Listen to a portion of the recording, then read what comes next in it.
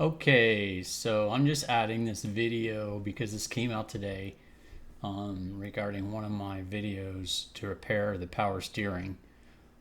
This is at a total tragedy that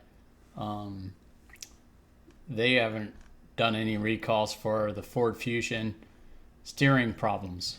This article says they're closing the National Highway Transportation and Safety Administration closes 7-year probe into Ford Fusion power steering failures without seeking further recalls. This is a total sign of corruption in our government.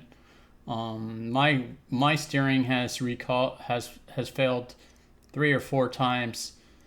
Turns out it's a programming issue on the computer, not on the actual steering rack, and no recall or correction has been done to fix this.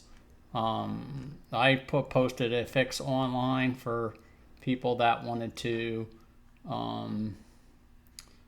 try and fix their vehicle so they don't have to pay the dealer.